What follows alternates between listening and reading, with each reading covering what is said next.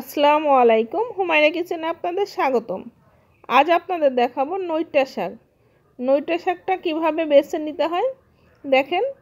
এভাবে ছোট ছোট সাইজ করে বেছে নিতে হবে। এতে ফুল আছে, ফুলটা ফেলে দিতে হবে, এই ফুলগুলো খাওয়া যায় না। আমি নইটা শাকটা ওভাবে বেছে নিয়েছি।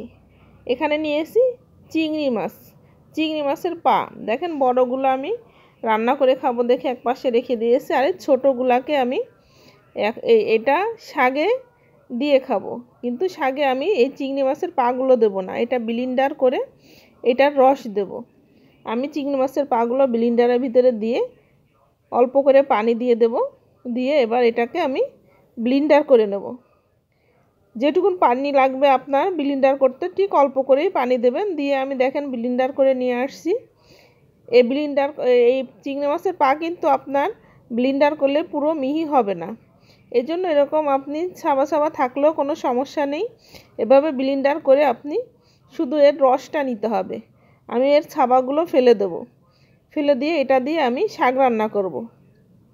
আমি এটা আটা চালনির সাহায্যে এই রসটাকে আমি ছেঁকে নেব। দেখেন আমি ঢেলে দিয়েছি, রসটা নিচে নেমে গেছে, আর শুধু হচ্ছে গিয়ে ছাবাগুলো ছাঁকনিতে বেঁধে আছে। আমি এই ছাবাগুলো সব ফেলে দেব, দিয়ে আমি রসটা দিয়ে শাক রান্না করে খাবো।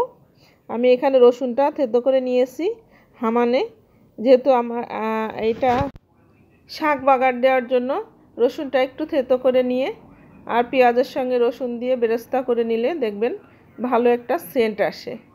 এই শাকটা রান্না করতেছে আমার শাশুড়ি, এজন্য উনি এভাবে রান্না করে খেতে পছন্দ করে।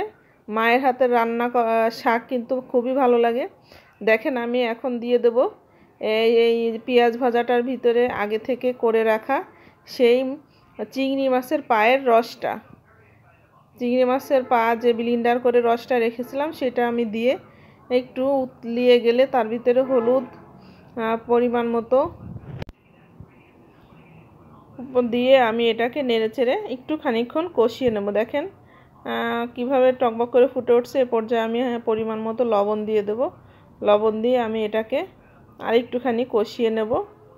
এটাকে কষানো হয়ে গেলে ভালো করে এভাবে নেড়েচেড়ে একটু কষিয়ে নিতে হবে। একটু না কষানো হলে আপনার চিংড়ি মাছের যে গন্ধটা ওটা যাবে না, এজন্য আমি কিছুক্ষণ ভালো করে মশলাটাকে কষিয়ে নিতে হবে।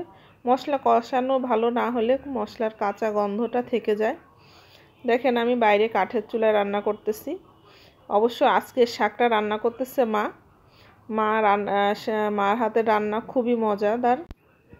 মা এখন অতটা রান্না করতে পারে না, কিন্তু তারপরও মায়ের হাতের রান্না খাওয়ার জন্য আমরা মাঝে মাঝে মাকে দিয়ে একটু শাক এটা সেটা রান্না করাই।